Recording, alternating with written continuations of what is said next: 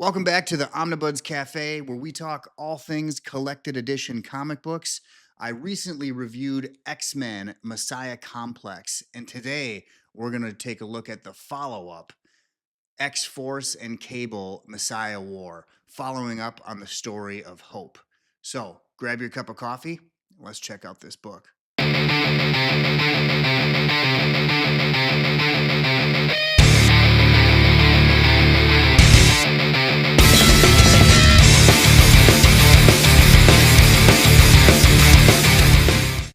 All right, let's dig into X-Force and Cable Messiah War. Now, before you read this story, all you really have to know is that the events of House of M happened, and after House of M, the mutant population was reduced to 198 or so mutants, and the species is essentially dying. And then the story that directly precedes this is Messiah Complex, and we see the birth of Hope, the first mutant born since the events of House of M.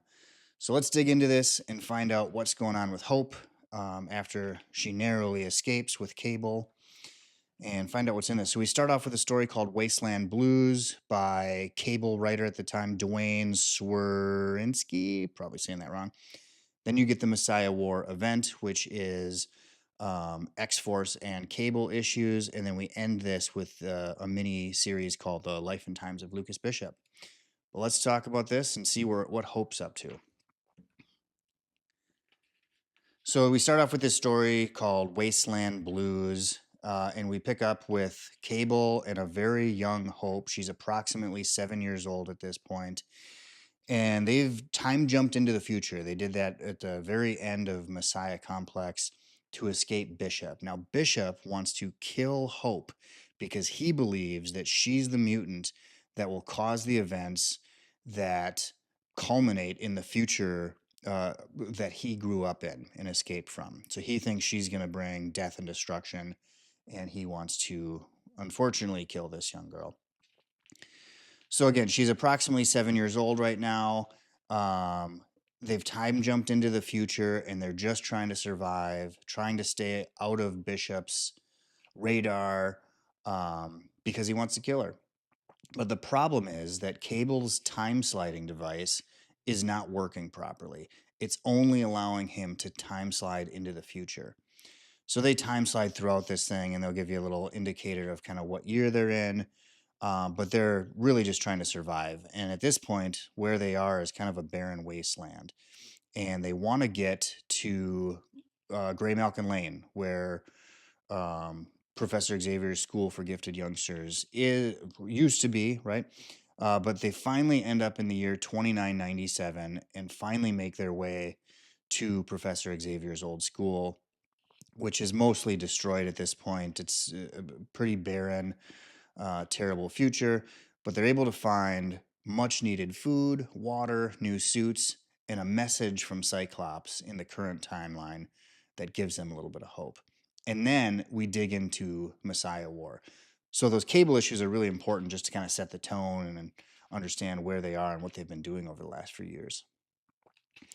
So back in the main timeline, Cyclops is trying to keep Cable and Hope safe from Bishop, who again thinks that Hope will bring about this vile future that Bishop himself originated. To do this, Beast is trying to track Cable's whereabouts deep into the future. And when he finally locates him, Cyclops sends in his X-Force team that consists of Wolverine, Domino, Elixir, X-23 Laura Kinney, who's awesome in this, Warpath, who's also incredibly cool in this story, and Archangel Warring Worthington. They get sent into the future to the year 2997. But when they arrive, they don't just find Cable. Deadpool's there, and the wild card, someone we haven't seen in a while, Cable's clone, Stryfe, who's teamed up with Bishop to take out Hope. So the X-Force team is unable to time travel anymore. Once they land here, they're unable to travel. Something's blocking them. And X-Force and Cable have to work together to defeat Stryfe in this barren future. But this larger team is now even larger to target. For many years, it was just Cable and Hope on the run, but now there's this entire team. And unfortunately, Stryfe and Bishop know they're coming and have them in their crosshairs. And now the team is also without Archangel. Archangel hears this mysterious voice calling out to him in this future, and who does it turn out to be? Well, you'll have to read to find out. So Warpath and Hope become prisoners of Stryfe in this futuristic citadel that's made out of old celestial technology on the bones of Professor Xavier's school for gifted youngsters. Bishop has Hope right where he wants her, but a quickly deteriorating relationship between him and Stryfe gives Hope and X-Force the much needed time to make their escape and fight these bad guys off. So Cable and Wolverine decide they're going to rush the Citadel and attack Stryfe and Bishop, trying to save Hope, while the rest of the X-Force team and future Deadpool is looking for whatever device is blocking them from traveling back in time. Meanwhile, Archangel is recruiting an unlikely ally in this fight. So back in the Citadel, we get a rematch between Cable and Stryfe, which is just awesome to see. Stryfe easily dispatches Wolverine, and he's now learned that Bishop and Cable are after Hope, and now he knows why. So this kind of changes his attitude and his goals.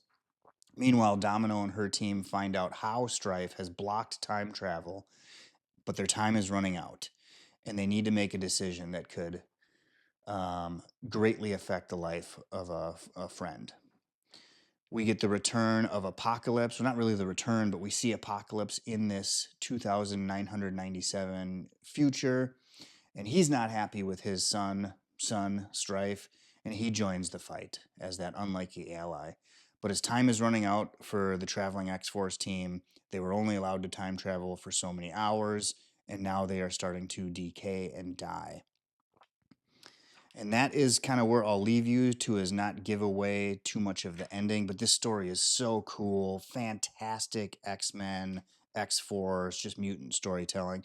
The extras in this book, which I don't know if these are in the new omnibus, are really cool. Just character bios, weapons and tool bios. There's the Cable files. So Cable has files on all these characters. Here's Bishop from the early 90s. I love that art.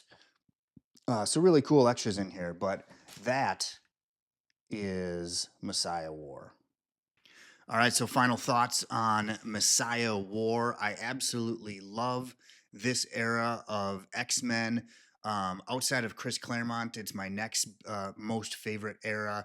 You know, starting off with the Brubaker stuff, which led into Messiah Complex, which led into Fraction's run on Uncanny, and Carey's run on X-Men Legacy, and having that Messiah trilogy in there. Now, I didn't pick up that omnibus. You can go pick up that omnibus today. It just came out, the Messiah Trilogy. I've got the oversized hardcovers, and those work for me. If they were reprinted in character runs, like we got a Fraction run and a Carey run, and those stories were kind of in there where they belong, I would 100% upgrade there. Messiah War is really a Cable story at heart, and since I was a young kid in the 90s reading comics, Cable was always one of my favorite X-Men slash mutant slash X-Force member. And it's really cool. And the X-Force team that Scott Summers puts together to go into the future to hopefully save Hope and Cable from Bishop is an awesome team. This thing's action-packed. It's nonstop from the start to the finish. You get to see Stryfe versus Cable, which we hadn't seen in a long time. You get to see a future version of Apocalypse who's just not really happy with his son or creation, Stryfe. And you get to see Archangel. It's just really awesome characters, really awesome story, very action packed. Just love it. Um, I'll review Second Coming, the third part of the Messiah trilogy, here really soon, and I'll put that up for you. But what did you guys think of Messiah War? And did you buy the Messiah trilogy omnibus? We'll see you later, Omnibuds. If you're looking for great deals on collected edition comics or manga, we recommend shopping at panelboundcomics.com. They offer free shipping on orders over $30, plus bundled discounts to help you save even more. And if you're shopping from Europe or the UK, comicsbugle.com offers free EU shipping and a rewards program for regular buyers. Don't forget to use our discount codes at checkout.